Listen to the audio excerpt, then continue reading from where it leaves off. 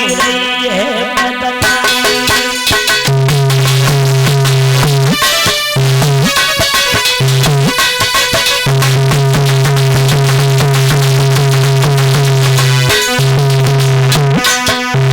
सोच रही है तारा, रो करके जवाब दिया हरिश्चंद्र को, एक बात कही है महाराज,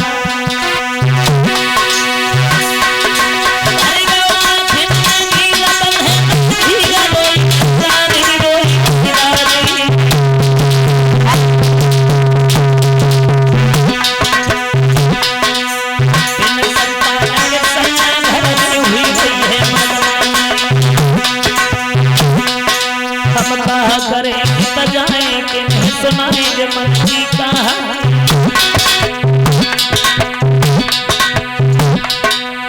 इतनी कही के रोने लगी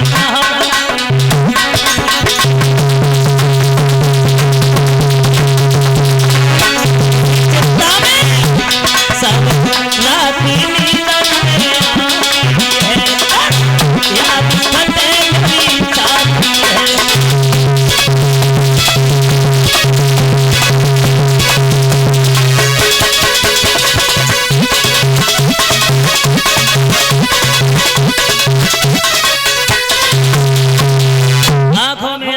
तारा रोने लगी। एक बात कही तारा ने, महाराज सारी उम्र हमारी व्यतीत होती जा रही है और तुम तो सारे दिन राज्य में लगे रहते हो, लेकिन हमें पूछो ये जिंदगी हमसे कटती नहीं है। जब भी हम घर से बाहर महलों से निकलते हैं, स्त्रियां हमें देख करके मुंह फेर के खड़ी हो जाती हैं। कोई बांझ कहती है, कोई कुछ कहती है, ये बातें हमसे सहन नहीं होती है। हरिश्चंद्र कहने लगे तारा पागल नहीं हुई, हमारे तुम्हारे हाथ का कुछ नहीं, ये तो भगवान की मर्जी है। उनकी मर्जी होगी तो हमारे घर में पुत्र पैदा हो जाएगा, संतान पैदा हो जाएगी, लेकिन उनकी मर्जी नहीं हुई तो कुछ नहीं होने वाला है, चाहे कुछ भी करो, कितना भी लो।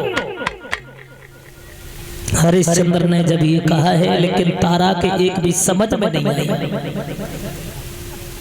तारा कहने लगी है महाराज क्या बताया, तुम तो सारे दिन राज्य में लगे रहते हो, तुम्हें क्या चिंता है, लेकिन हमें पूछो मैया की ममता पुत्र के लिए क्या होती, संतान के लिए क्या होती है। घर से बाहर निकलते हैं तो हमसे निकला नहीं जाता है।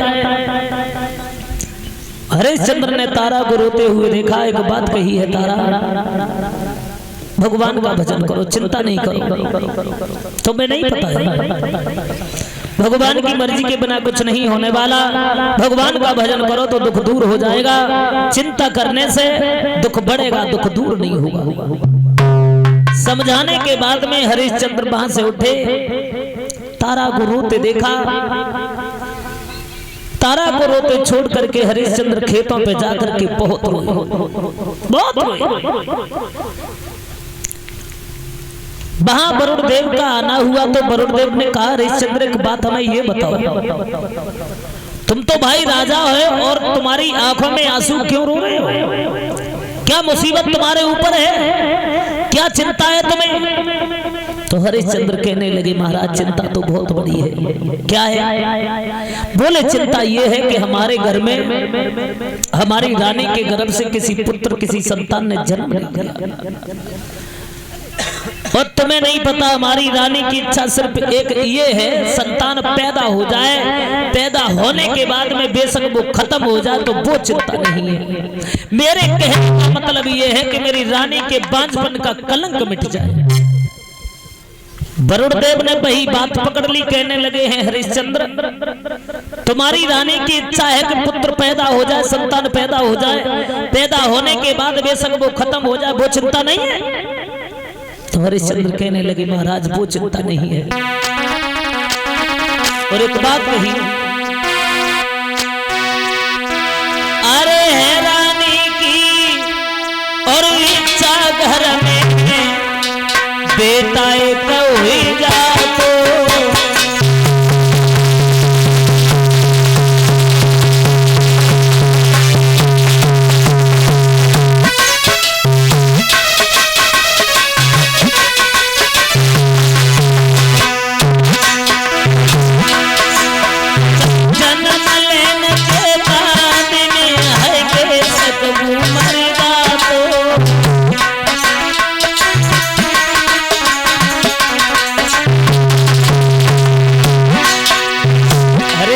कहने लगे महाराज हमारी रानी की इच्छा है कि संतान हो जाए, पुत्र हो जाए, और पुत्र पैदा होने के बाद में बेशक वो खत्म हो जाए तो वो चिंता नहीं है, चिंता ये है कि पांचपन का कलंक मिट जाए।